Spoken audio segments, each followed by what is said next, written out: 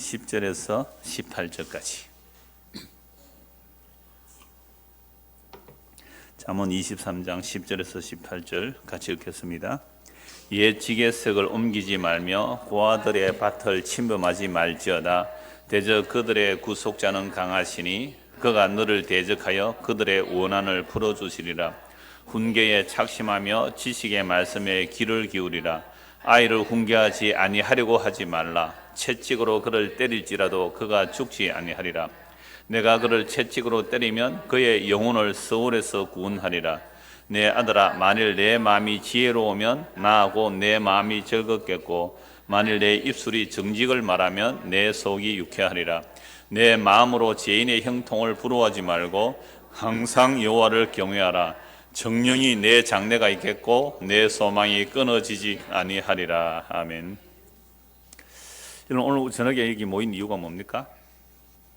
오늘 왜 모여서 이렇게 눈도 오고 비도 오는 날에 하나님의 말씀 듣기 위해서 왔습니다. 천국 가려고요. 천국 가려고. 천국 가려면 하나님의 말씀 잘 들어야 돼요. 천국 가려고 하는 건 또 욕심이죠, 사실은. 죄인이 지옥 가야 마땅한데 왜 천국 가려고 해요? 시편 90편 보면 우리 인생이 70이요 강건하면 80일지라도 그 일평생이 수고와 슬픔뿐이라고 했습니다. 왜 수고와 슬픔뿐입니까? 하나님의 진노 중에 지나가기 때문에. 그러니까 7, 80년 동안 우리는 수고와 슬픔을 길을 걸어가는 것이 지극히 당연합니다. 그리고 그 수고와 슬픔의 길을 하나님의 진노 중에 지나가기 때문에 지극히 그리고 우리는 어디로 가야 마땅합니다? 지옥으로 가야 마땅합니다. 이렇게 되어 있죠. 일단 내가 왜 지옥에 가야 되는지 또는 내가 왜 천국에 가야 되는지 그것도 결국 말씀을 들어야 합니다. 그러니까 오늘 우리가 이렇게 온 것은 말씀을 들으러 왔는데요. 우리의 본성상 하나님의 말씀을 싫어합니까? 좋아합니까? 타락한 본성은 하나님의 말씀을 전부 싫어합니다. 말씀을 좋아한다는 것은 내가 오해했기 때문에 말씀을 좋아합니다. 원래 뜻이 그런 게 아닌데 진짜 말씀의 뜻은 이러한데 내가 오해했기 때문에 전하는 사람이 잘못 전해줬기 때문에 그 말씀 참 좋다 이렇게 나오지, 진짜 하나님의 말씀은 우리에게 좋은 것이 본성상 타락한 본성상 좋아할 내용이 한마디도 없습니다. 우리 많이 좋아하는 내게 능력 주신 자에서 내가 모든 것을 할 수 있다.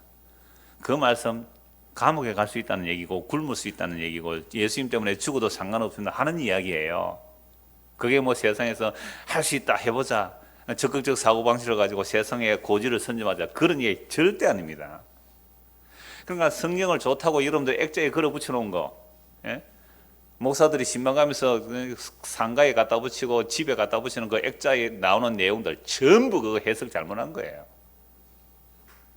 그거 제대로 해석되면 그거 붙일 내용이 하나도 없습니다. 다 떼서 군불이나 떼야 됩니다. 좋아할 내용이 아니란 말이에요. 그러니까 타락한 우리 인간의 본성 하나님의 말씀을 너무 싫어해요. 디모데후서 3장 16절 17절 이런 말씀이 있습니다. 모든 성경은 하나님의 감동으로 된 것으로 교훈과 책망과 바르게 함과 의로 교육하기에 유익하니 이는 하나님의 사람으로 온전하게 하며 모든 선한 일을 행할 능력을 갖추게 하랍니다. 그러면 타락한 인간은요 천상천하 유아독존이에요. 뭐 부처가 태어나면서 했다는 말이지만 하늘 위 하늘 아래 나만 홀로 존귀한 자다. 이게 타락한 인간이거든요. 네가 선악과 땅은 너도 하나님처럼 되리라. 그 모든 타락한 인간들은 천상천하 유아독존이에요. 천상천하 홀로 존귀한 자로 여김을 받는 인간들이 책망 좋아하겠어요? 틀렸어 너 지적하는 거 좋아하겠어요? 그게 망하는 길이야. 그거 안 좋아해요. 그래서 하나님의 말씀은 성령의 감동으로 내 교훈하고 책망하고 바르게 하고 의로 교육하기에 유익하다. 그래서 이 말씀을 듣고 책망을 받아서 돌이키면 어디로 가는 거예요? 구원을 얻는 거예요. 그래서 하나님의 말씀은 구원에 이르는 지혜가 있다고 그랬단 말이에요. 그런데 우리의 본성상 책망하는 것 너무너무 싫어하죠. 잔소리 너무 싫어합니다. 아이들이 부모의 잔소리 싫어해요. 또 애들이 부모고 뭐라 하는 것도 너무 싫어하잖아요. 근데 그 애들이 나중에 크면 또 역시 자기 자식들한테 잔소리 하지요. 근데 우리 인간은 바른 말, 옳은 교훈도 우리는 싫어하는 게 본성이에요. 그러나 모든 성경이 하나님의 감동으로 기록되어 있습니다. 그러므로 말씀을 바르게 전하면 사람들이 얼마나 싫어하는지 성경 전체가 증거하고 있거든요. 그래서 하나님께서 최초의 순교자가 누구죠? 아벨이거든요. 하나님께서 받아주신 거예요. 타락한 죄인을 받아주셨어요. 그러니까 가인이 자기 안 받아줬다고 화가 나서 돌로 쳐 죽입니다. 인간은 하나님 앞에 구원받을 자격이 없는데 하나님이 일방적인 은혜로 아벨을 선택했단 말이죠. 근데 가인이 화가 난 거예요. 왜 내 거는 안 받아주고 얘 거는 받아줍니까? 그게 화가 나서 아벨을 쳐 죽이는 거예요. 그럼 오늘 저녁에 이 비 오는 눈 오는 날에 여기 왔는데 지금 예수님 오셔가지고 요 몇 사람만 건지고 나머지는 탈락 이렇게 하면 탈락된 사람은 어떻게 할까요? 한번 생각해 보세요. 똑같이 수요일 안 온 사람은 제껴두고 그건 모르겠고 우리가 안 보니까 수요일 온 우리 가운데 목사 탈락, 저 오래된 사람 탈락, 오늘 처음 온 사람 누구 없습니까? 저 사람 구원. 이렇게 한다면 우리가 가만히 있겠어요? 그렇게 하는 예수를 가만히 두겠어요?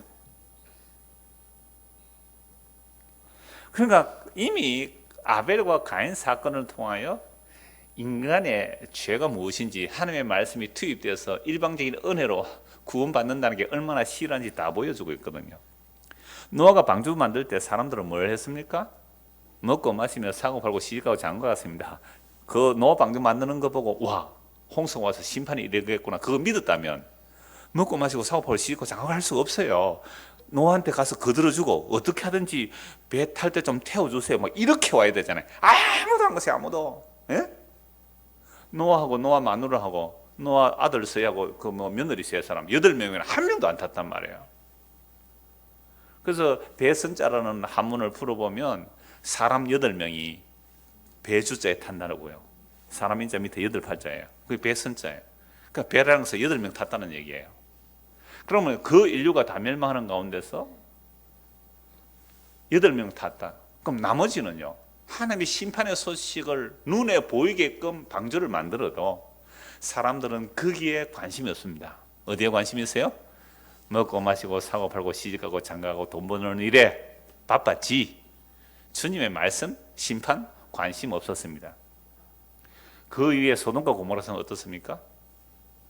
지금 하늘에서 불이 내려온다 그러는데 그래서 롯에게 아는 사람 빨리 피하라고 하니까 롯이 자기 딸과 약혼한 그 사이감들에게 가서 말하죠. 이 성이 곧 불에 태워질 테니까 나와 함께 빨리 피하여 가세.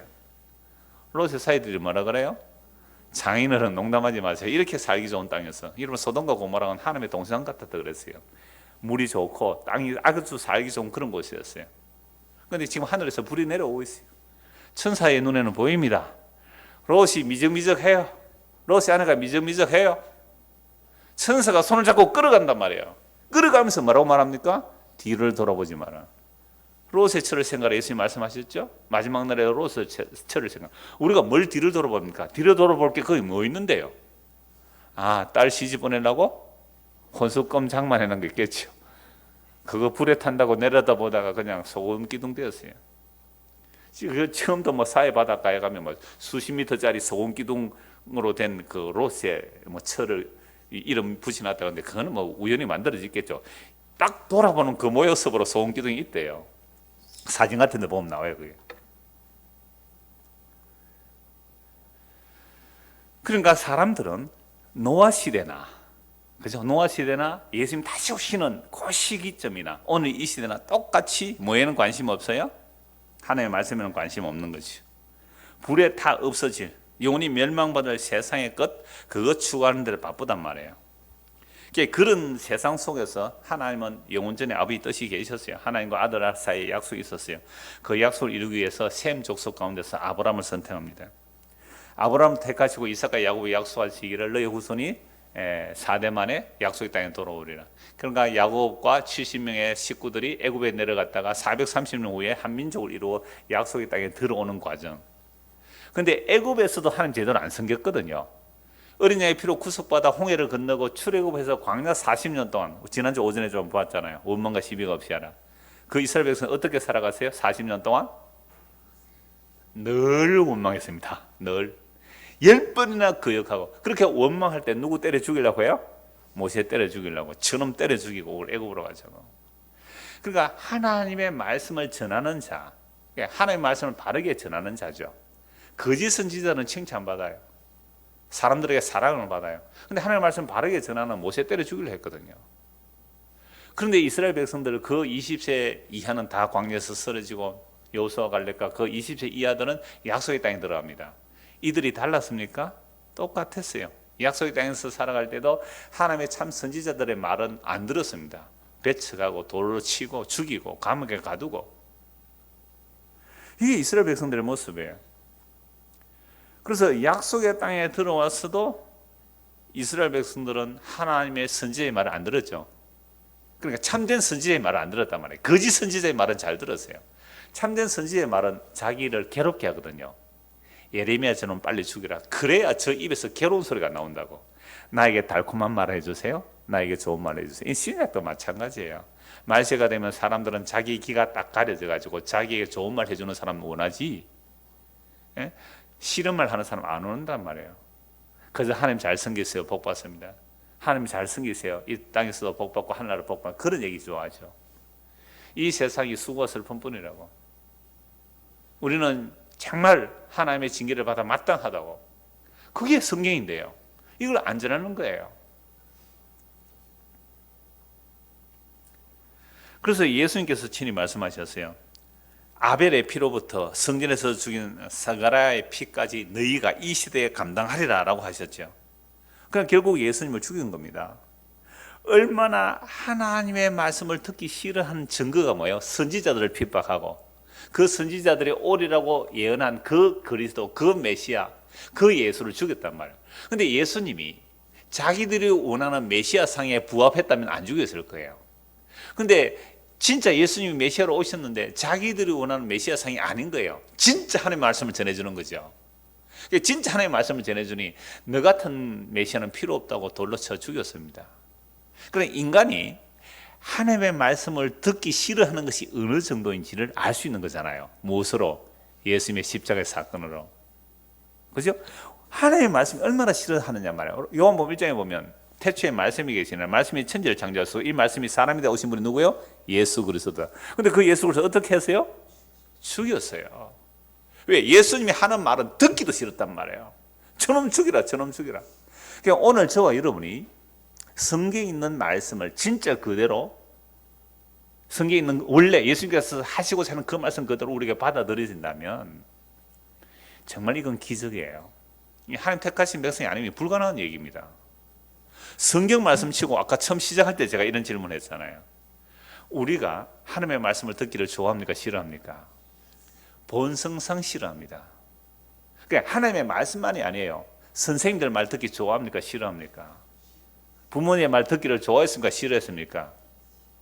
그럼 본성이에요, 우리는. 왜? 내가 뭐이기 때문에? 신이거든요. 천상천하 유아독존이거든요. 그러니까 사람들이 다 나를 칭찬해주면 좋아해요. 그런데 예수님은 뭐예요? 모든 사람이 너를 칭찬하면 화 있을진저 저주를 받을 것이다. 이렇게 말씀하셨단 말이에요.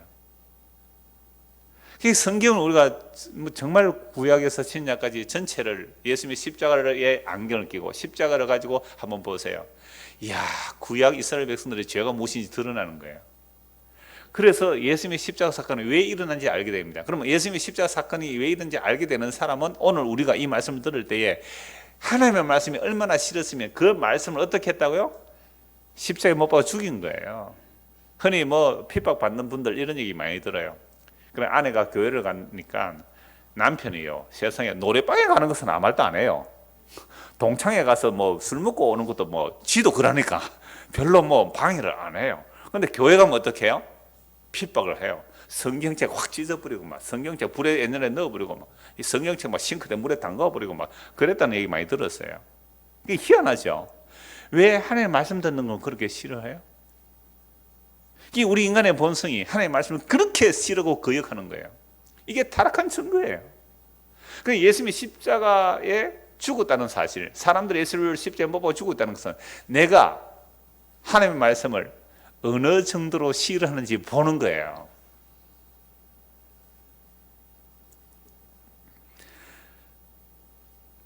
그러므로 하나님의 말씀을 얼마나 싫어하고 없애버리려고 한 것이 그게 확정적 사건의 십자가입니다.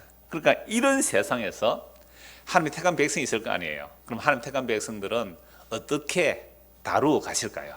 이런 세상에서 하나님이 영원전에 아버지와 아들 사이의 약속으로 택한 백성들은 어떻게 이 세상에서 인도해 가실까요?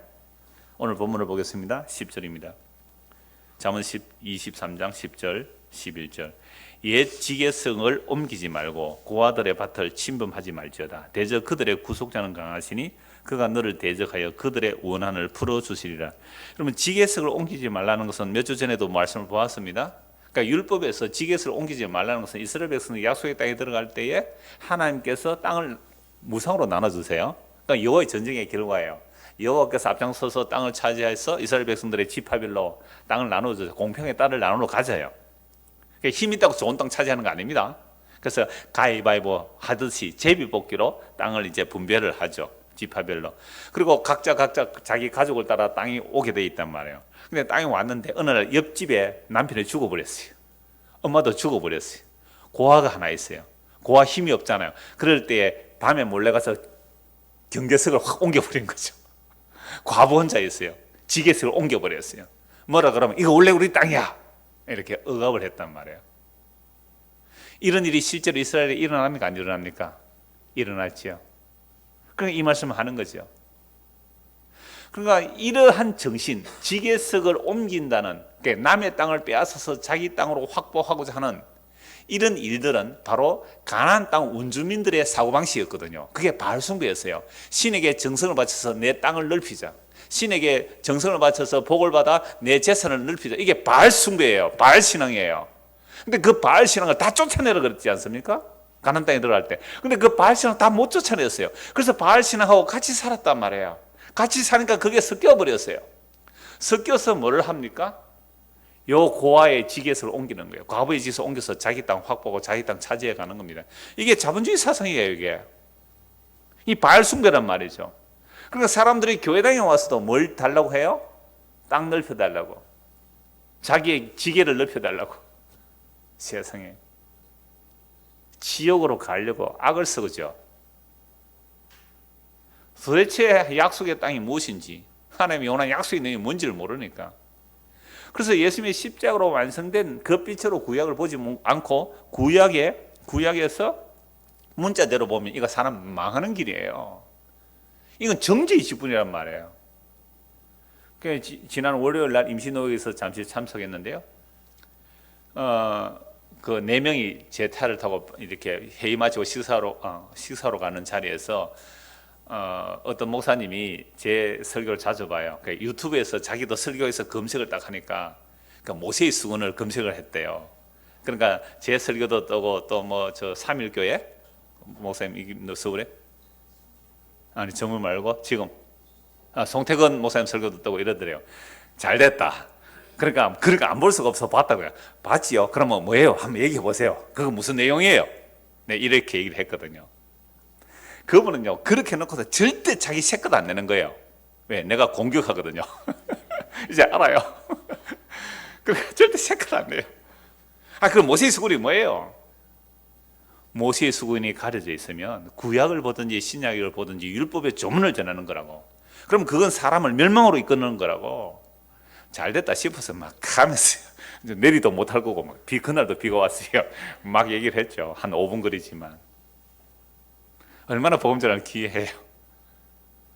그러니까 또 옆에 또 한 목사님이 계시다가 그분은 뭐 무슨 일만 있으면 저에게 전화를 해요. 목사님 되신 지 얼마 안 되시니까. 그러면서 찬송가를 헌금할 때, 우리 헌금할 때 찬송하잖아요. 1절만 하니까, 교인이 얼마 안 돼서 1절만 하면 찬송 헌금 다 하니까 1절만 하니까 왜 1절만 하느냐고 따지는 분이 없더래요. 그래서 그분이 진짜 모세의 수건이 가려져 있군요. 그러면서 갔는데요. 그러니까 모세의 수건이 찢어져야 돼요. 모세의 수건이. 그건 그리스도에게로 돌아가야 되는 거죠. 그래서 모세의 수건이 가려진 처라면 이게 정죄의 직분이에요. 모세의 수건으로 전하면. 근데 모세의 수건이 찢어지면 새 언약의 일꾼이 되거든요. 자, 그래서 구약에 이렇게 수많은 율법이 주어졌다는 것은 이스라엘 백성들이 죄가 뭔지 막 드러나요. 이 말씀으로 인해 죄가 뭔지를 드러나요. 그러니까 하나님은 고아와 과부와 나그네를 돌보시는 하나님, 즉 약한 자의 하나님 이라고 하는데 끊임없이 이 유대인들은 이 율법을 받았지만 자기들은 끊임없이 강해지고자 남의 것을 약탈, 탈취, 억압, 빼앗아가더란 말이죠. 그러니까 11절 보십시오. 대저 그들의 구속자는 강하시니, 이 구속자라는 말이 고엘이에요. 구약에 원수 갚아주는 자, 빚 갚아주는 자, 친척이 있으면 땅을 대물려주는 자, 뭐 대를 이어주는 자, 이게 고엘이거든요. 그러니까 보아스가 고엘이잖아요. 나오미의 집안을 물려주니까 그게 바로 보아스 같은 자가 고엘인데요. 그게 하나님이 고엘이란 말이에요. 그러니까 하나님이 누구의 고엘이 되어주세요? 고아와 과부와 나그네. 그러니까 하나님의 말씀대로 살다가 약해지고 고난당하고 연약해졌을 때에 그들의 구속자, 그들의 고인은 하나님이란 말이에요. 그래서 하나님께서 그 악한 자들을 대적하여 그들의 원한을 풀어주실 거예요. 이게 성경에서 약속하신 하나님의 말씀을 어떻게 이루어 가실지를 다 보여주고 있는 겁니다. 그러니까 이스라엘 백성들이 하나님의 긍휼을 잊어버리고 바알의 종교를 따라 자본주의 원리로 살아가게 되면 반드시 빈익빈 부익부가 심화돼요. 그러니까 이럴 때 하나님은 애국과 아수르와 바벨론을 동원하여 이스라엘을 징계하십니다. 그래서 북이스라엘은 더욱 성숙하게 심했거든요. 그래서 북이스라엘은 아수르에 멸망해요. 남유다는요 바벨론에 멸망해요. 이게 하나님께서 뭐 하시는 거예요? 원수 갚아준 거예요. 지금 이스라엘 백성 전체가 어떤 삶을 살았어요? 고아 과부 약한 자들의 것을 탈취하여 자기 강함으로 나가기 때문에 이런 나라 가만히 두면 안 되는 거예요. 하나님께서 뭐가 되셨다고요? 고엘, 구속자라고 되죠. 고엘, 원수 갚아주는 자예요. 너희가 내 약한 이 고아를 건드려? 내가 돌보는 이 과부를 건드려? 내가 돌보는 이 나그네를 너희가 건드려? 너희는 나의 긍휼을 잊어버렸어요. 너희가 애굽에 있을 때 고아와 과부 나그네 같았는데 내가 약속을 따라 그 사랑을 따라 너희를 구원해 약속의 땅에 심어놓았는데 너희가 똑같이 그 때를 잊어버리고 지금 이 짓을 하고서 이들에게 원수 갚아버려 하나님께서. 원수 갚은 결과가 뭐라고요? 나라가 망했어요. 멸망했습니다. 그런데요, 나라가 멸망한 이것이 완전한 심판이 아니라 징계라는 사실입니다. 왜 나라가 멸망한 것이 징계가 되는 거예요? 바벨론 포로에서 돌이켜 주시거든요. 바벨론 포로 잡혀갔다가 그 망한 자들, 망한 곳에서 돌이켜 주시니까 이게 징계가 되는 겁니다. 바벨론 포로에서 안 돌이켜 주시면요, 그 징계가 아니라는 거죠. 돌이켜 주시기 때문에 나라가 망해도 하나님은 징계하신다는 겁니다. 그러니까 이 징계 자체가 뭐예요? 그러면 하나님의 약속을 이루는 하나님의 신실함이죠. 이제 본문 13절 보십시오. 12절부터 14절 보십시오. 자, 훈계에 착심하며 지식의 말씀에 귀를 기울이라. 그러니까 우리는 훈계를 싫어해요. 그죠? 훈계를 마음에 두라 그래요. 근데 싫어해요. 지식의 말씀에 귀를 기울이라. 귀를 기울이기 싫어해요. 그러다가 어떻게 돼요? 바벨론 포로 잡혀갔잖아요. 완전히 망했어요. 그래서 돌이켜 주시는 거예요. 돌이켜 주시면 이제 징계란 말이에요. 자, 13절. 아이를 훈계하지 아니하려고 하지 말라. 채찍으로 그를 때릴지라도 그가 죽지 아니하리라. 네가 그를 채찍으로 때리면 그의 영혼을 서울에서 구원하리라. 오늘 교육 현장에 매를 들면 어떻게 되겠어요? 학교 폭력으로 고발당할 거예요. 수련회 가서 이 얘기를 했더니 어떤 아이가 그래요. 학교에서 선생님이 매를 들면요, 빨리 경찰에 신고한대요. 집에서 부모가 잘못했다고 때리면요, 그것도 가정폭력으로 경찰에 신고한대요. 그러면 오늘 이 말씀을 정말로 아이들에게 교육 현장에서 아이들에게 매를 들면 어떻게 하겠어요? 고발받겠죠. 그런데 성경이 이렇게 말하죠. 훈계에 착심하면 지식의 말씀을 귀를 기울이라. 근데 훈계와 하나님의 지식의 말씀을 우리가 마음을 두고 귀를 기울입니까? 안 기울입니까? 안 기울이죠. 그러니까 어떻게 한다고요? 아이를 훈계하지 아니하려고 하지 말라. 말 안 듣는다고 내버려 두지 말고 뭐라고요? 채찍으로 그를 때리라. 그가 죽지 아니하리라. 죽을 만큼은 때리지 말라 이 말이죠. 그러면서 네가 그를 채찍으로 때리면 그의 영혼을 뭐 한다고요? 서울에서 구원한다. 이 서울은 무덤이거든요. 그럼 서울, 무덤, 이게 연장되면 뭐예요? 지옥이에요. 그러니까 지옥으로 가는 아이를 어떻게 하라고요? 매를 때려서라도 돌이켜라. 때린다고 그거 안 죽어. 진짜 서울을 가면 어떻게 되느냐? 영원한 멸망으로 가면 안 되지 않느냐고. 때리라는 거예요. 매를 들으라는 거예요. 이게 아이들에게만 하는 말이겠어요? 아니요. 오늘 우리에게, 어른에게도 하는 말입니다. 그 분도 출판사에 나온 교부들의 주석을 두고 내가 인용을 하는데요. 교부들이라는 것은 2세기부터 8세기까지 이단들이 막 등장하니까 정통 교리를 세운 사람들이에요. 그래서 그들을 좀 존경하는 칭호로 교부다, 교리의 아버지다 해서 교부 시대가 2세기부터 한 8세기까지 가요. 그 교부들의 이야기 중에 두 가지를 제가 말씀을 읽어드릴게요. 대바실리우스, 이 또 교부라는 사람인데요. 대바실리우스의 잠언 시작에 관한 강해된 내용입니다.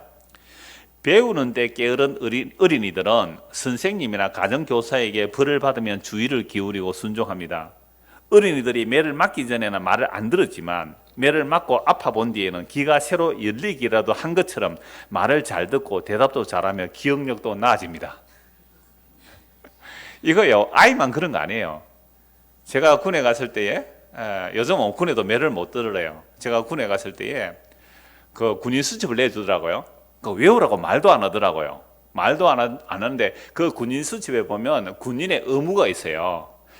군인은 나라와 이 나라의 생명과 재산을 지키는 사람이다. 뭐 이게 1조, 2조, 3조 쭉 나온다고요. 근데 외우라고 말도 안 해놓고 와서 군인의 의무, 그 군인 수첩에서 군인의 의무라는 것을 외우라 그런 거예요. 외운 사람 한 명도 없었거든요. 그날 몇 타작했습니다. 야, 이놈들아, 수첩을 내주고서 말하는 안 해도 너희는 군인이니까 군인 수첩에 있는 군인의 의무를 다 외워야지. 굉장히 양이 많아요. 그게 양이 많아요. 페이지로 한 페이지가 넘거든요. 그 다음날 다 외웠습니다. 그 다음날 저녁에 암호하는데 밤에 암호하러 점호하러 왔을 때 그 머리 조금 나쁘고 없어요. 돌덩이도 그 매를 맞고 나니까 그 다음날 다 외웠다니까. 다 외웠어요. 아직도 지금 기억나요. 그때 외운 게 군인의 의무, 그래 군인의 자세 이런 내용들. 그 안에 넣어요. 차려, 군인의 기본 자세는 차려서 제가 함께 설교전에 얘기하잖아요. 그때 외운 게 아직도 기억난다니까요. 군인의 기본 자세는 차려서는 외적으로 음숙단성하며 내적으로 군인 정신이 충인하고 외적으로 음숙단정해야 되고. 이 뭐 한 펴보세요. 진짜 하루 만에 다 외웁니다. 어린애 마찬가지예요. 뭐 요새 뭐 무슨 아이 교육 이런 무슨 아이 이런 그죠? 그 여러분들 유아교육 하시는 분들 많잖아요. 아이들의 어떤 기질을 잘 끌어내줘서 그렇게 아이를 교육시켜야 된다고요. 아니요, 패면 제일 잘 말 듣습니다. 그런 거. 그런데요, 이게 아이 얘기만이 아니라는 거예요. 어린이들이 매를 맞기 전에는 말을 안 들었지만 매를 맞고 아파 본 뒤에는 귀가 새로 열리기로 한 것처럼 말을 잘 듣고 대답도 잘하며 기억력도 나아집니다. 하나님의 가르침을 소홀히 하고 계명을 경멸하는 사람들의 경우도 마찬가지입니다. 하나님의 교정과 훈육을 경험하고, 어린아이 말이 아니에요. 어른들이란 말이에요. 하나님의 교정과 훈육을 경험하고 나면 그들에게 늘 알려져 있었으나 소홀히 했던 하나님의 계명들을 귀가 막 열리기라도 한 듯이 곧바로 받아들입니다. 우리 하나님 말씀 평소에 알아요, 몰라요? 너무너무 잘 알아요. 여러분, 우리는 썩을 것을 찾아야 돼요? 썩지 아니할 것을 찾아야 돼요? 보이는 것을 찾아야 돼요? 보이지 않는 것을 찾아야 돼요? 땅의 것을 구해야 돼요? 하늘의 것을 구해야 돼요? 너무 잘 아는데 이 말씀이 언제 귀에 들어온다고요? 고난 당할 때, 징계 받을 때에, 환난 당할 때에. 안 그러면 이 말씀은 우리가 평소에 익히 알고 있어도 나와 상관없는 말씀으로 들립니다. 한 사람 더 얘기하죠. 아르이라는 지역의 가이사리우스의 설교인데요. 하나님을 거슬러 죄를 지었다고 생각하는 사람은 수도성처럼 참여를 해야 합니다. 이는 호의적이고 경건한 정신으로 실행되어야 합니다. 그런 징계를 통해 그는 이 삶에서 교정되어 미래에 멸하지 않을 것입니다. 이 세상에서 교정되지 않는 모든 죄는 미래의 삶에서 응징될 것이기 때문입니다. 그래서 성경은 아들과 종에 관해 이렇게 말합니다. 아이를 매로 때리는 것은 그의 목숨을 저승에서 구해내는 일이다. 아이를 왜 때려야 된다고요? 지 욕망에 의하여, 그죠? 자기 욕망을 위해서 매를 드는 것은 금하고 있어요, 성경이. 주의 말씀과 훈계로서 자녀를 양육하라 그래요. 그러니까 자기 욕심돼서 매를 드는 거 아니란 말이에요. 그러니까 아이든 어른이든 결국 하나님의 징계를 받는다는 것은 우리의 목숨이 저승에서 구원받는 것, 서울에서 건져받는 것. 그러나 교부들의 시대에 잠언의 징계에 대하여 이렇게 말하고 있는데요. 그래서 징계라는 것을 사실은 성경 전체에서 살펴봐야 돼요. 그래서 오늘 설교 제목이 뭐겠습니까? 징계의 유익 또는 징계의 목적이 되는 겁니다. 본문 14절 다시 보십시오. 네가 그를 채찍으로 때리면 그의 영혼은 어디 있어요? 서울에서 구원하네. 서울은 뭐라 그랬어요? 무덤이고 연장시키면 지옥이에요. 우리 인간들은 그냥 내버려두면 어디로 달려가는 자들이에요? 지옥으로 달려가는 겁니다. 그러니까 징계라는 것은 지옥에 가지 않도록 돌이키는 일이는 거죠. 우리나라 속담도 3살부터 8까지 간다 그러지 않습니까? 이 말은 어려서부터 바르게 훈계하는 것이 중요하다는 말입니다. 그런데 성경은 어린아이도 전적으로 타락했다. 3살까지 갈 것도 없어요. 어린아이가 그 마음의 생각이 항상 악하다고 우리는 창세기에서 이미 살펴보았습니다. 그러니까 이런 어린아이도 전적으로 타락했기 때문에 그 안에 미련한 것이 박혀 있다고. 잠언 22장 15절에서 우리는 이미 봤습니다. 한번 보실래요? 잠언 22장 15절. 아이의 마음에는 미련한 것이 얽혔으나 징계하는 채찍이 이를 멀리 쫓아내니라. 그러니까 어린아이 마음에 미련함이 얽혀 있어요. 여러분, 애가 해달라고 다 해줍니까? 해달라는 데도 다 해줘요? 애가 해달라는 데도 다 해주면 어떻게 될까요? 그럼 망칩니다. 그런데 요즘 교육은 아이의 기 안 죽이려고 해주는 대로, 해달라고 하는 대로 다 해주라요. 그래 가지고 키우는 애들이 괴물들이에요, 괴물. 이 시대에 괴물들이에요. 무슨 권위가 있고 무슨 정당한 권위에 복종하는 게 어디 있습니까? 경찰이 마땅한 경찰, 정말 공권력의 경찰 같으면 함부로 하면 안 되거든요. 근데 술 처먹고 경찰 패는 놈들 한둘입니까? 기죽이지 말라고 키워놔서 그래요. 그런 인간들이 보이지 않는 하나님의 말씀에 복종하겠어요? 어린아이에게 미련을 얽힌데 매가 그를 빼낸다 그랬잖아요. 근데 이 어린아이 때 교정 못 받았어요, 우리는. 말씀으로 교정 못 받았다, 말씀으로. 세상, 지난주에 본 것처럼 세상 지혜로서야 얼마나 교정을 받았습니까? 야, 니 그렇게 살면 망해. 야, 위를 보고 살아, 위를 보고. 친구를 사귀도 찌질한 애들하고 사귀지 말고 뭔가 콩고물이라도 떨어질 애들하고 사겨.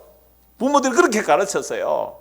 그러한 교정은 어려서부터 배웠는데 하나님의 말씀의 교정을 못 받았어요, 우리가. 그러면서 교회 당회를 나왔어요. 교회 당회를 나오는데 또 말씀의 교정을 못 받았어요. 그저 신에게 잘 섬기면 세상에서 복받고 하늘에서 상을 많이 받는데 그런 엉터리 교정을 받아서 전부 지금 우리 안에 어리석이 꽉 얽혀 있는데요. 어린아이는 매 서너 대 때리면 돌아오는데 매를 30대 40대 때려도 안 돌아와요, 우리가. 얼마나 뿌리 깊게 박혀 있는지 아세요? 우리 안에 미련함이. 그러니까 하나님께서 우리를 얼마나 패야, 얼마나 매를 들어야 그 서울에서 벗어나겠어요. 그러니까 하나님께서 여러분들을 매를 드실 때 울면서 매를 들어요. 부모가 자식 때릴 때 정말 바른 길로 인도할 때 부모 울면서 매를 들어야 되는 거예요. 지 감정에 복받쳐서 지 소원 풀이 안 된다고, 지 대리만족이 안 된다고 애 패지 말고요. 그건 죄 짓는 거예요. 정말 거짓말하고 하나님 말씀 앞에 안 설 때에 울면서 매를 들어야 되는 것처럼 하나님 아버지는 울면서 매를 들어요. 예루살렘아, 예루살렘아. 예수 우셨잖아요. 내가 어미 닭인 뼈아리를 품듯이 내가 너를 품으로 얼마나 많이 선지를 보내. 그러나 너희가 원치 않았도다. 예루살렘아, 예루살렘아. 너희가 평안의 소식을 알았다면 좋았을 텐데. 말씀을 이렇게 싫어해요. 이게 우리의 본성이에요. 그러니까 어린애보다 어른인 우리에게는 이 미련함이 덕지 뿌리 굳게 박혀 있는 거예요. 여러분, 얼마나 매를 맞아야 우리가 그 멸망의 길에서 돌이킬 수 있겠어요?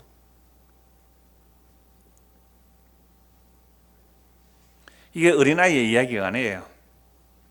우리는 어른이 되었기 때문에 더 단단하게 박혀 있는 겁니다.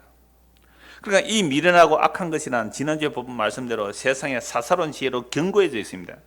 그럼 하나님의 택한 백성이라면 징계를 통하여만 우리를 바른 길로 인도하세요. 제가 성경 구절 찾지 마세요. 바로 다른 거 찾아야 되니까요. 시편 119편 67절 71절 두 절만 읽어드리겠습니다. 고난 당하기 전에는 내가 그릇 행하였더니 이제는 주의 말씀을 지키나이다.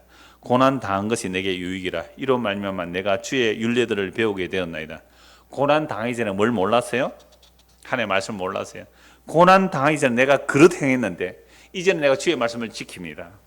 고난 당한 것이 내게 유익입니다. 이로 말미암아 내가 주의 율례들을 배우게 되나이다.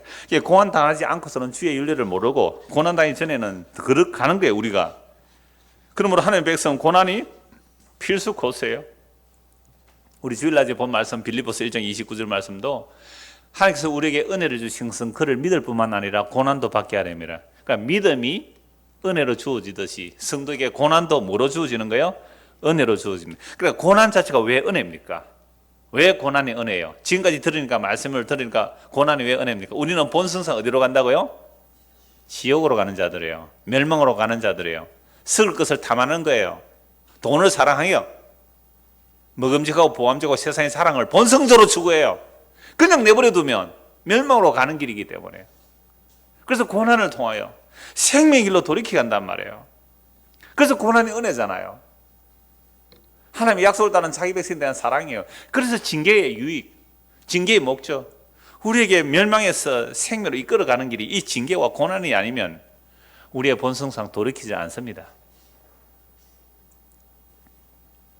그래서 하나님께서는 고난을 통해서라도 그리스도와 함께 죽고 그리스도와 함께 살아나서 그 생명의 길로 가게 만드는 것, 이게 징계를 통해서만 생명의 길로 인도하십니다. 이게 구약이나 신약이나 동일한 하나님의 자기 백성을 인도하는 길입니다. 이러한 징계가 얼마나 엄청나게 나타나는지 고린도전서 5장 5절을 한번 찾아봅시다. 고린도전서 5장 5절입니다.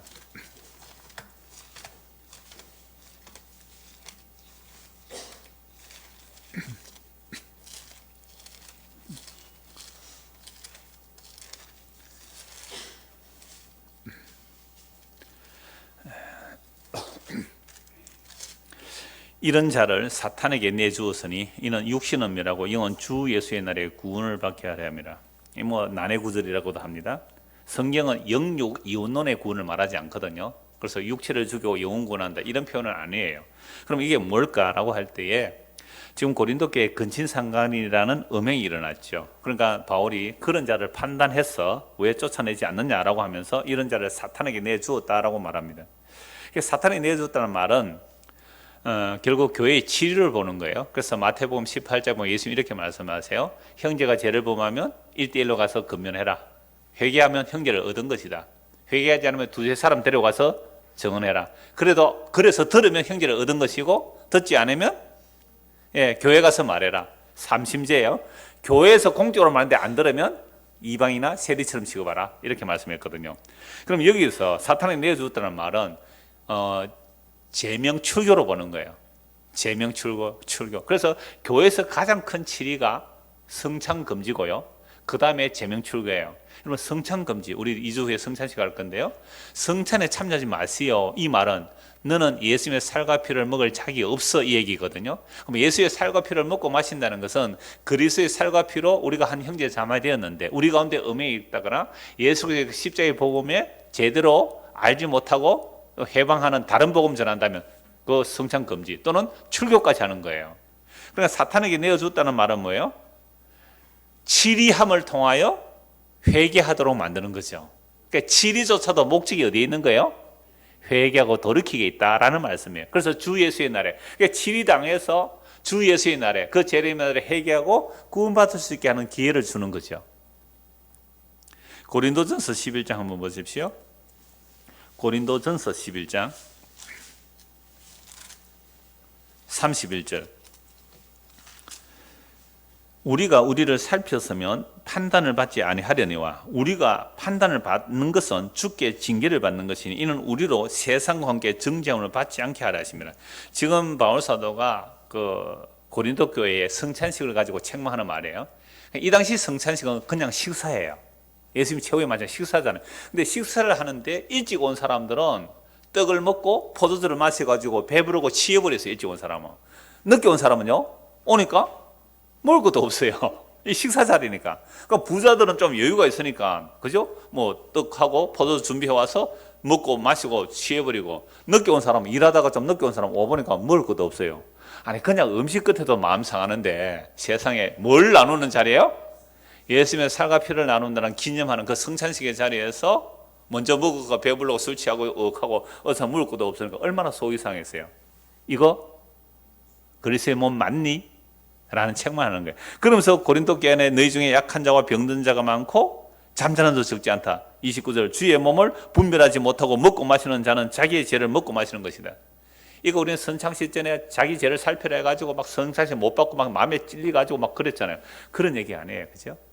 진짜 죄인이기 때문에 이걸 받아라 이 말이에요. 죄인이게. 근데 그런 이 말씀은 뭐예요? 너희가 지금 그리스도의 몸을 나누고 있지 않기 때문에 하나님께서 지금 징계하신다라는 말씀을 하시면서 32절 보십시오. 우리가 판단을 받는 것은 주께 뭐요? 징계를 받는. 그러니까 지금 병든 자가 있고 약한 자가 있고 잠자는 자가 적지 않다. 근데 이런 징계를 받는 것이 우리로 뭐요? 세상과 함께 정죄함을 받지 않게 하려면. 그럼 아까 고린도서 5장 5절에 주 예수의 날에, 그죠? 주 예수의 날, 그리스도의 재림의 날에 우리가 뭘 안 받아요?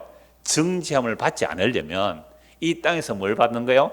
징계를 받는 거예요. 그럼 징계는 뭐는 아니에요? 정죄가 아닙니다. 정죄와 징계는 달라요. 그래서 그리스도 안에 있는 자는 정죄는 없습니다. 정죄는 심판받는 것을 정죄라 그래요. 그리스도 안에 있는 자는 정죄가 아니라 징계예요. 이런 말씀 드리니까 어떤 분이 굉장히 두려워하는 분이 계시더라고요. 왜? 육체의 고난을 당해봤기 때문에 내가 하나님 뜻대로 못 살면 또 징계가 오면 어떻게 하느냐 막 두려워하는데 두려워하지 마세요. 사랑은 두려움이 아니에요. 두려워한다는 것은 사랑 안에 거하지 못하는 거예요. 징계를 할 때에 부모가 자식이 잘못해서 매를 들고 때리면 그 아이가 부모의 사랑을 알면 부모의 품으로 파고드는 거예요. 근데 못된 아는 어떻게 해요? 도망갑니다. 때려도 절대로 부모한테 항복 안 하죠. 끝까지 버티는 못되는 것들도 있긴 해요. 그러니까 하나님의 징계의 손길은 어디로 들어가는 거예요? 주의 품 안으로 파고 들어가는 거예요. 파고 들어가는 거예요. 그러니까 우리가 이 땅에서 정죄를 받는 것이 아니고요. 징계를 받는다 그랬잖아요. 그래서 주 예수의 날에 정죄 받는 자들에게 들어가지 않게 하려고 우리로 하여금 지금 사랑의 매를 들고 계시는 것을 뭐라고 한다고요? 징계라고 합니다. 히브리서 12장 보겠습니다. 히브리서 12장 너무 잘 아는 말씀이죠. 5절부터 뭐 다 읽으면 좋겠는데 이제 시간 관계상 좀 줄여서 읽겠습니다. 5절 보십시오. 또 아들들에게 권하는 것 같이 너희에게도 권면하신 말씀을 잊어도다. 일렀으되 내 아들아 주의 징계하심을 경히 여기지 말며 그의 꾸지람을 받을 때에 낙심하지 말라. 주께서 그 사랑하시는 자를 징계하시고 그를 받아들이시는 아들마다 채찍질 하시면. 이게 어디에 나온 말씀이에요? 잠언 3장 11절 12절 말씀이에요. 그때 이 말씀 찾아봤거든요. 그래서 오늘 간단히 봅니다. 내 아들아 주의 징계하심을 가볍게 여기지 말라. 그에게 꾸지람을 받을 때 낙심하지 말라. 주께서 뭐 하시는 자를? 사랑하시는 자를 징계하시고. 왜요? 서울로 가면 안 되니까, 음부로 가면 안 되니까, 멸망으로 가면 안 되니까 사랑하니까 징계하시고 그가 받아들이시는 아들마다 채찍질 하심이라 하였으니 너희가 참음은 징계를 받기 위함이라. 하나님이 아들과 같이 너희를 대우하시는 어찌 아버지가 징계하지 않는 아들이 있으리요. 징계는 다 받는 것이거늘 너희에게 없으면 사생자요 친아들이 아니니라. 또 우리 육신의 아버지가 우리를 징계하여도 공경하였거든 하물며 모든 영의 아버지께서 더욱 복종하며 살려 하지 않겠느냐. 그들은 잠시 자기의 뜻대로 우리를 징계하였거니와 오직 하나님은 우리의 유익을 위하여 그의 거룩하심에 참여하게 하시느니라. 그러니까 우리의 유익을 위하여 징계를 하심으로 어디에 참여하는 거예요? 그의 거룩하심에. 그러니까 거룩하지 않는 일에, 우리는 거룩하지 않는 일에 빠르죠. 그죠? 거룩하지 않는 일에 빠르잖아요. 썩을 것에 빠르죠. 징계하심으로 거룩하지 않는 길에서 돌이켜서 어디로 참여한다고요? 하나님의 거룩하심에 참여하게 하시는 것이 징계의 유익입니다. 그러니까 우리 징계를 하나님께서 지금 우리를 징계 안 했다면 다 우리는 이제 어디로 달려가 있을까요? 감옥에 가 있습니다. 감옥에. 누구처럼요? 네, 누구라고는 안 그래요. 다 떠내라고 그러고 그때 뭐 다른 이름 안 돼. 안 그래요? 또 좀 있으면 누구 또 감옥에 갈지 몰라요. 보세요. 세상에 가장 영광스러운 자리 아니에요? 여러분, 한 나라의 대통령이라는 것은 가장 영광스러운 대대의 가문의 영광이라고 할 수 있잖아요. 대통령이. 그죠? 그 영광스러운 자리에서 정말 부정한 돈 한 푼도 안 받으면 안 됩니까?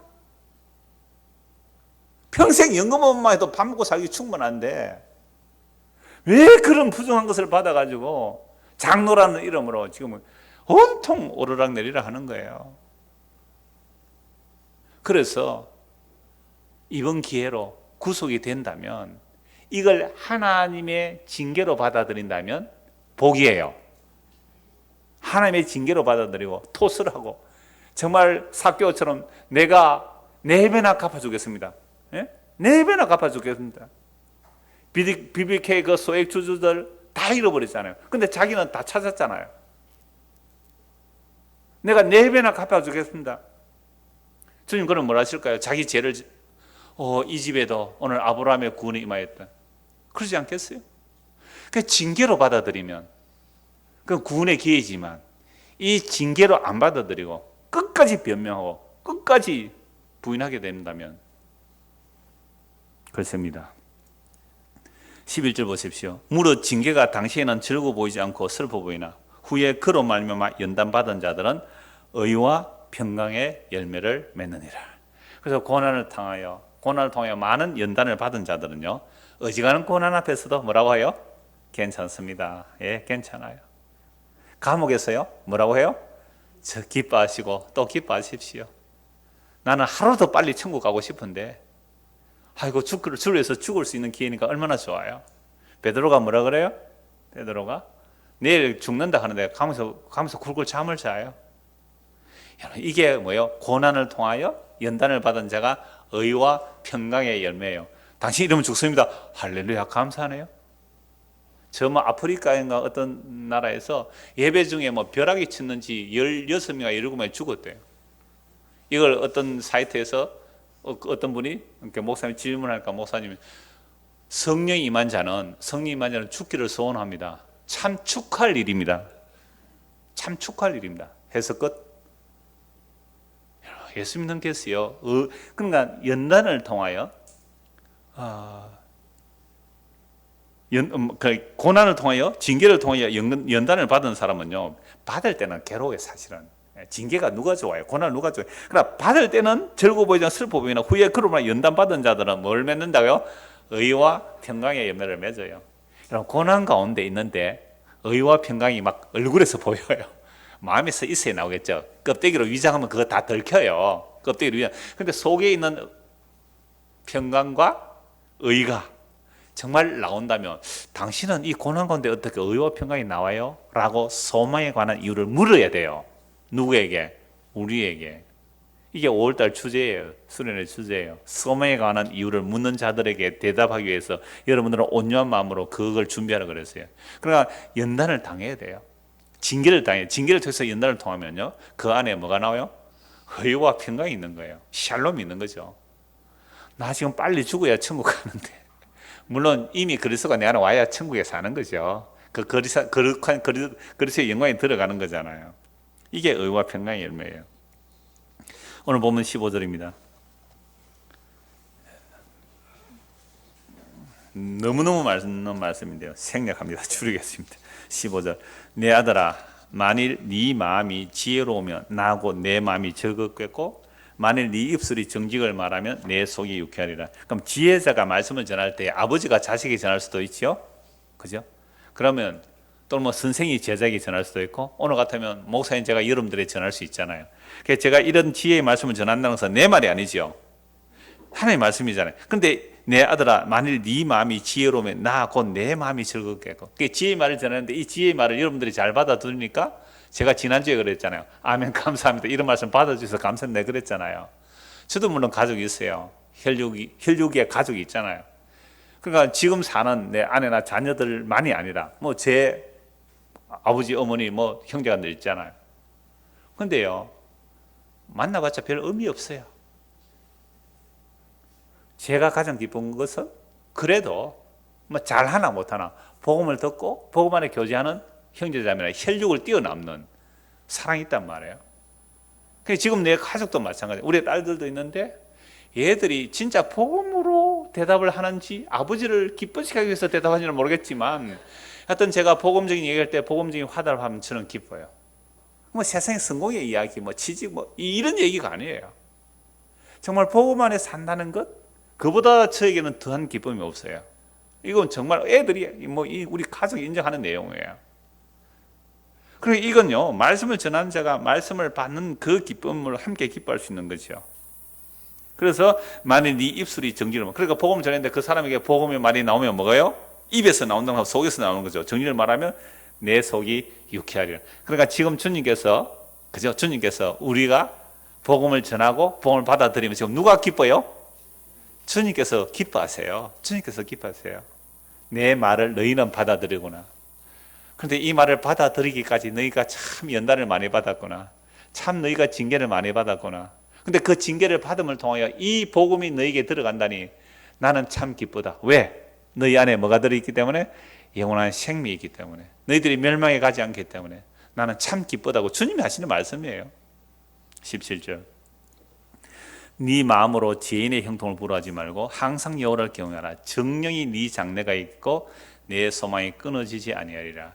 우리에게도 하나님의 신실한 징계가 없었다면 무슨 길을 갔을까요? 죄인들이 형통한 그 길을 부러워하며 따라갔단 말이에요. 죄인들의 형통함이 너무 좋아서 그 길로 갔는데 주께서 우리를 사랑하셔서 징계하심으로 그 죄인의 형통으로 가는 길에서 돌이켜서 여호와 하나님을 항상 경외하신 거예요. 이렇게 되니까 정령이 네 뭐가 있겠고요? 장래가 있겠고 네 소망이 끊어지지 아니라. 이 장래와 소망이라는 것은 이 세상의 이야기 아니에요. 우리는 이런 말씀 읽어 또 문자적으로 보면 내가 견디고 참고 잘 견뎌냈더니 하나님께서 이 땅에서 내가 땅을 넓혀주고 지위를 높여주고 또 그렇게 나가요. 전혀 성경은 이 땅에 썩어질 내용이 아니에요. 복음은 생명과 썩지 않을 내용이에요. 그러니까 그거 썩어질 거 눈에 보이는 것으로 막 형통하고 커진다. 전부 엉터리 해석입니다. 그래서 성경은 예수님의 십자가의 완성으로 보지 않으면 잘못된 해석이에요. 그래서 악인의 형통을 부러워하지 말라. 그래서 지금 고난 가운데 있는 사람들은 하나님의 백성으로, 하나님의 택한 백성으로 고난 가운데 있는 사람들은 뭐가 부러울까요? 저 사람 어떻게 고생도 안 하고 만사 형통하느냐고. 근데 교회 오니까 고난 당하는 사람 보고 네가 뭔가 죄를 지어서 고난 당하고 만사 형통하는 사람들 보고 뭐라고요? 하나님 잘생겨서 그렇다고요. 성경에서 어디서 그렇게 말하고 있습니까? 몇 곳만 찾아보죠. 시편 17편을 한번 보겠습니다. 시편 17편입니다. 14절. 시편 17편 14절에서 15절 우리 같이 한번 읽겠습니다. 여호와여, 이 세상에 살아있는 동안 그들의 분깃을 받은 사람들에게서 주의 손으로 나를 구하소서. 그들은 주의 제물로 배를 채우고 자녀로 만족하고 그들의 남은 산업을 그들의 어린 아이들에게 물려주는 자니이다. 나는 의로운 중에 주의 얼굴을 배우리니 깰 때에 주의 형상으로 만족하리이다. 여호와여, 이 세상에 살아있는 동안 그들의 분깃을 받은 사람들, 어리석은 부자와 같죠? 부자와 같죠? 부산 나사로에서 부자와 같죠? 얘야, 너는 세상에서 너의 분깃을 다 받았지 않았니? 그런데 나사로는 이 땅에서 하나님의 위로를 기다리다가 고난받았지 않니? 그러니까 그는 여기서 안식하는 것은 너는 고난받는 당연하지 않니? 라고 말씀하셨어요. 그러니까 이 세상에 살아있는 동안 그들의 분깃을 받은 사람들은 어떻게 살아가요? 그들이 압박하니까 주여 나를 구원하소서. 그들은 어떻게 살아가요? 주의 제물로 배를 채우고 자녀로 만족하고 그들의 남은 사람을 그들의 어린 아이들에게 물려주는 자입니다.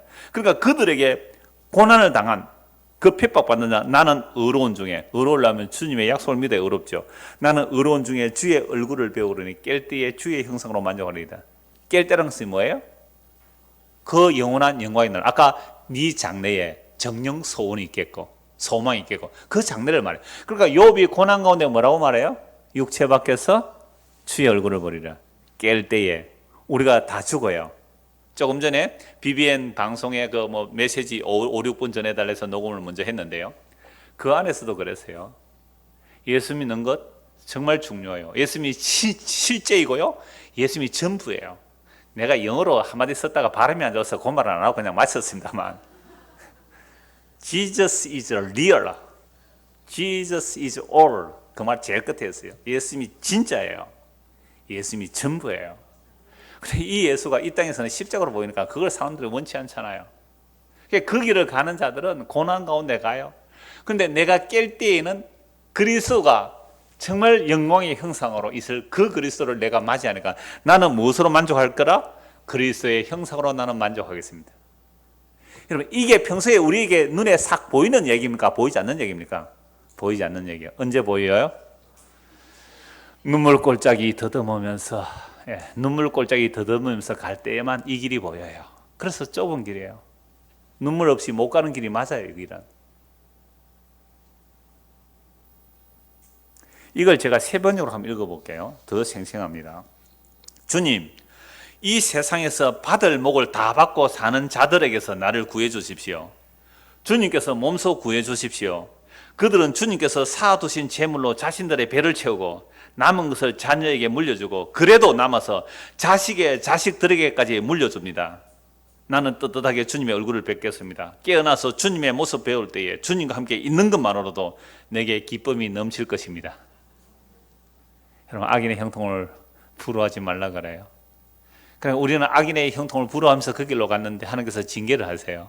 그 길로 못 가도록. 그래서 나는 고난을 당해요. 고난을 당하니까 악인의 형통한 악인들이 우리를 보고 뭐라 그래요? 조롱하죠. 너는 뭐 하나님 믿는다 그러면서 하나님 잘못 믿어서 그렇게 벌을 받아서 지금 그렇게 고난 가운데 있구나. 아니요. 이 길이 생명의 길이라니까요. 그래서 내가 깰 때에는 주의 형상으로 내가 만족하겠나이다.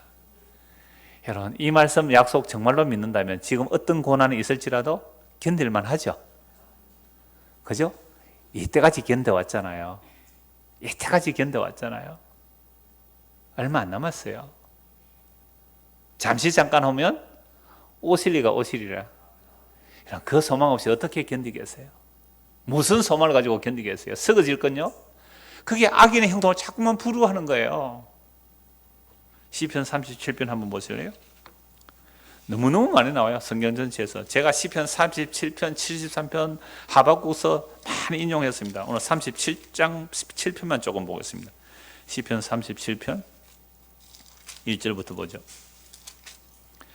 악을 행하는 자들 때문에 불평하지 말며 불의를 행하는 자들을 시기하지 말지어다. 왜 악을 행하는 자들 때문에 불평하고 불의 행하는 자들 때문에 시기해요? 악을 행하는 자는 형통하거든요. 잘 먹고 잘 살거든요. 고난이 없거든요. 그러니까 막 시기가 나요. 그런데 뭐라고 말합니까? 그들은 풀과 같이 속히 배임을 당할 것이며 푸른 채소같이 세잔할 것이미로다. 여호와를 의뢰하고 선을 행하라. 땅에 머무는 동안 그의 성실을 먹을거리로 삼을지어다. 우리의 먹을거리는 하나님의 성실하시면 약속의 신실함이에요. 또 여호와를 기뻐하라. 그가 내 마음의 소원을 내게 이루어주리로다. 앞뒤 다 떼고 4절만 가지고 여호와를 기뻐하래요. 여호와를 기뻐하는 게 뭡니까? 주일 성수 잘하고 11조 잘하고 주의 종 잘 섬기면 또 교회 봉사 잘하면 우리 마음의 소원을 이루어준대요. 앞뒤 다 자르고요. 그거 아니에요. 네 길을 여호와께 맡기라. 그를 의지하면 그가 이루시고 내 의를 빛같이 나타내시며 내 공의를 정오에 빛같이 나타내시리로다. 언제 나타내신다고요? 시편 17편 앞에 보니까 언제요? 아까 잠언서 보니까 내 장래의 소망이 그 이야기예요. 우리 그리스도 우리 주 예수 그리스도 다시 오신 그날에 이 역사 끝나는 날에 주어질 영광을 말하는 겁니다.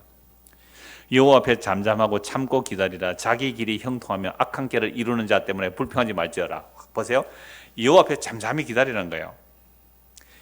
자기 길이 형통하며 악한 깨를 이루는 자 때문에 불평하지 말고, 악한 죄를 이루고 악한 자가 형통해요. 그런 자 때문에 뭐 하지 말라고요? 불평하지 말라. 분을 그치고 노를 버리며 불평하지 말라. 오히려 악을 만들 뿐이라. 악인의 형통을 불허한 이유를 알겠지요? 진실로 악을 행하는 자들은 끊어질 것이나 여호와를 소망하는 자들은 땅을 차지하리로다. 또 땅 차지한다가 이 부동산 얘기하는 거예요. 새하늘과 새 땅을 말하는 겁니다. 예수 그리스도가 땅이에요. 예수님이 구약의 모든 약속은 예수님이에요. 땅 준다, 예수님 준다는 얘기예요. 땅을 차지하라. 온유한 자는 땅을 기업으로 받으라. 땅 무슨 땅이요? 부동산이에요? 그리스도, 그리스도의 다스림, 그리스도의 통치, 그리스도 안에 있는 것, 이게 그리스도의 새하늘과 새 땅을 받는 얘기를 말하는 겁니다. 예수님 받으면 새 땅을 받는 거예요. 그래서 잠시 후에 악인이 없어지리니 내가 그것을 자세히 살필지라 없으리라. 그러나 온유한 자들은 땅을 차지하며, 보세요. 온유한 자는 복이 내 천국이 질 것이라. 땅을 기업으로 받으라. 그거 천국 말하는 거예요. 예수님 말하는 겁니다. 예수님을 받는 거예요. 그래서 풍성한 화평으로 즐거워하려다 악인이 의인치기를 깨하고 그를 향해 그를 잃어가는도다. 그러나 주께서 그를 비웃으시리니 그의 날이 다가옴을 보시미로다. 주께서 악인의 형통을 비우고 계세요. 주님께서 지금 칼 들고 오실 거예요. 그게 쭉 이어지는 40절까지의 말씀이에요. 전부 그런 내용입니다. 그래서 우리가 그동안 뭐 앞에서 많이 살펴 시편 이 부분만에 시편 73편 하나님 악인이 형통하고 의인이 고난받는 거 하나님 살아계신 거 맞아요? 실족할 뻔했어요. 그래서 성전에 나가서 깨달아요. 깨닫고 나가서 뭐라고 고백합니까? 주여 내가 이렇게 짐승 같습니다. 하나님 뜻을 알지 못하고 악인이 형통한 것을 부러워하고 의인이 고난 받는 것 때문에 불평했는데 이게 짐승의 수준이라는 거예요. 저요. 그래서 내가 정말 내가 입으로 그렇게 말했다고 했다면 마음으로 그렇게 좀 생각을 했어요. 그러면 내가 정말 멸망하는 짐승 같았을 것입니다. 그러나 이제 내가 알았습니다. 악인은 영원히 멸망합니다. 그런데 이 역사 속에는 악인은 형통할 겁니다. 주님 오시는 그날까지 악인은 형통할 겁니다. 그러나 의인은 이 땅에서 고난을 받지만 그러나 그 의인의 고난은 영원한 생명으로 가는 길임을 내가 이제 알았습니다. 그러므로 하늘 아래, 하늘 위에서나 땅 위에서나 내가 사모할 리는 주님뿐입니다. 그 주님이 누구예요? 예수 그리스도. 그러면 시편 73편이나 37편이나 시편 17편이나 또는 하박국서나 구약의 의로 인하여 고난 받는 자들은 고난 가운데서 누구를 발견한 거예요? 예수 그리스도를 발견한 겁니다. 구약에서 고난 가운데 예수 그리스도를 발견한 거예요. 다윗이 고난 가운데 그리스도를 발견한 거예요. 다윗이 잘 먹고 잘 살고 부자가 됐을 때는 가늠하고 살인했어요. 가늠하고 살인한 그 고난 가운데 다시 그리스도를 발견하는 거죠. 그래서 구약과 신약은 똑같습니다. 생명의 길은 좁으면 좁은 길입니다. 한 권 보고 말씀을 마무리하겠습니다. 로마서 5장. 로마서 5장입니다.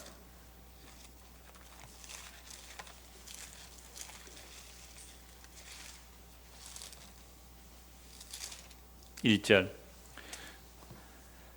그러므로 우리가 믿음으로 의롭다 하심을 받았으니 우리 주 예수 그리스도로 말미암아 하나님과 화평을 누리자. 또한 그로 말미암아 우리가 믿음으로 쓰이는 이 은혜에 들어감을 얻었으며 하나님의 영광을 바라고 즐거워하느니라. 다만 이뿐 아니라 우리가 환난 중에도 즐거워하느니 이는 환난은 인내를, 인내는 연단을, 연단은 소망을 이루는 줄 알미니라. 그러면 성도가 믿음으로 의롭다는 받았습니다. 믿음으로 의롭다는 받아서 하나님과 화평하게 되는 거예요. 예수 그리스도로 말미암아 하나님과 화평하게 되는 거예요. 그로 말미암아 우리가 믿음으로 서 있는 이 은혜에 들어감을 얻었으며 하나님의 영광을 바라보고 뭐하고 살아가요? 즐거워요. 하나님의 영광을 바라보고 그 영광이 나타날 그날을 바라보고 즐거우며 사는데 삶의 현실은 어때요? 환난이에요. 근데 환난이 와도 즐거워해요. 왜 환난을 인하여 즐거워합니까? 환난은 인내를 만들어냅니다. 인내는 연단을 만들어요. 연단은 소망을 이룹니다. 연단을 왜 줘요? 연단을 통하여 아까 매를 들으라. 아이에게 매를 들으라. 그럼 매를 때리면 어디에서 구원한다고요? 서울에서 구원한다고요. 우리 속에는 서울로 향하는 본성들이 가득해요. 그래서 환난과 연단과 고난과 징계를 통하여 그쪽에서 이끌어내서 어디로 가게 한다고요? 정말 생명으로 가는 길. 이게 소망이죠. 그래서 연단은 소망을 이루는 줄 압니다. 소망이 이런 소망이 있습니까? 우리에게? 이런 소망이 있습니까? 없으신 것 같아요. 이런 소망이 있다면 이런 소망은 우리를 부끄럽게 하지 않습니다. 왜 그러냐면 우리에게 주신 성령으로 말미암아 하나님의 사랑이 우리 마음에 부음받아요. 주의 성령이 임하게 되면 하나님의 사랑이 우리에게 부어지는데 그 사랑이 부어진 자들은 환난 가운데서도 소망을 바라보며 즐거워한다는 거죠. 왜 그래요? 주의 성령이 우리 안에 임하니까 성령이 이 기록된 말씀을 통해 알게 하시고 믿게 하시고 확정하게 하시니까 이 말씀이 사실로 받아지는 거예요. 설마 그럴까? 아니요. 진짜예요. 사실이라니까요. 우리가 아직 연약할 때에 보세요. 왜 확실한가? 우리가 아직 연약할 때에 기약대로 그리스도께서 경건하지 않는 자를 위해서 죽으셨도다. 의인을 위하여 죽는 자가 쉽지 않고 선을 위하여 용감히 죽는 자가 혹 있거니와 우리가 아직 죄인되었을 때에 그리스도께서 우리를 위하여 죽으심으로 하나님께서 우리에 대한 자기의 사랑을 확정하셨느니라. 하나님의 자기 사랑의 확정이 뭐예요? 십자가. 그러면 이제 우리가 그의 피로 말미암아 의롭다 하심을 받았으니 더욱 그로 말미암아 진노하심에서 구원을 받을 것이니 곧 우리가 원수 되었을 때에 그의 아들의 죽으심으로 말미암아 하나님과 화목하게 되었은즉 화목하게 된 자로서는 더욱 그의 살아나심으로 말미암아 구원을 받을 것이라. 그뿐 아니라 이제 우리로 화목하게 하신 우리 주 예수 그리스도로 말미암아 하나님께서 또한 뭐예요? 즐거워하느니라. 여러분 고난이 아니면 십자가가 안 보여요. 고난을 통해 십자가 보는데 그 십자가는 뭐예요? 우리가 연약해 있을 때에, 우리가 죄인되어 있을 때, 우리가 하나님과 원수되어 있을 때에 하나님께서 우리를 사랑하신 그 사랑의 확정이 십자가거든. 그런데 그 사랑의 확정인 십자가가 내가 형통할 때, 만사 형통할 때 안 보입니다. 그러니까 서울의 어떤 의사분이 이렇게 얘기를 해요. 목사님, 세상에 만사 형통한 사람이 마음에 어떤 고난이 없을까요? 이렇게 말해요. 자기가 제법 큰 병원의 원장이기도 하고 그러니까 여러 가지 고난이 있다는 거죠. 그런데 마음의 고난이든 또는 뭐 육체의 고난이든 환경의 고난이든 그 고난을 통하여 예수 그리스도의 십자가가 보여지면 이거 하나님 택한 백성이에요. 근데 그 고난을 통하여 이를 드글드글 갈면서 세상에 대해서 복수하고 하나님에 대해서 복수하려고 하면 이건 아직도 택한 백성이 아니에요. 물론 그 사람이 끝까지 가봐야 알겠죠. 죽기 직전이라도 정말 회개하고 예수 그리스도의 십자가 보인다면 그건 하나님의 백성이에요. 그래서 오늘 저와 여러분이 지금 오늘 이 자리에 오기까지 2018년도 3월 21일 오늘이란 이 시점까지 올 때에 우리의 삶의 과정들이 온갖 길들이 다 있었을 거예요. 그런데 그 과정, 그 고난의 길을 통하여 예수 그리스도의 십자가가 밝게 보여지고 예수님의 그 십자가라는 것은 하나님의 사랑의 확증임을 알 때에 우리가 하나님과 원수되어 있었고 죄인되어 있었고 우리가 연약했을 때에 하나님이 그 사랑의 확증을 가지고 우리가 찾아오시는 거예요. 그럼 하나님은 이게 사랑으로 찾아오는데 우리는 그게 사랑이 아니라 뭐로 보여요? 처음에 저주로 보이는 거. 우리는 어디로 도망가요? 악인의 형통함을 쫓아가는 거예요. 악인의 형통함. 근데 악인의 형통함을 쫓아가면 그 길이 무슨 길이에요? 스올이니까 하나님께서 뭘 해야 돼요? 징계를 하셔서 징계를 하시고 마음을 낮추셔서 뭐가 보이더라고요? 십자가가 보이도록. 그것만이 하나님의 자기 백성을 생명으로 이끌어가는 유일한 길입니다. 다른 길은 없습니다. 이 믿음의 길로 가는 저와 여러분 되기를 소원합니다. 기도하겠습니다. 하나님 아버지, 우리는 이 길을 스스로 갈 능력이 없습니다.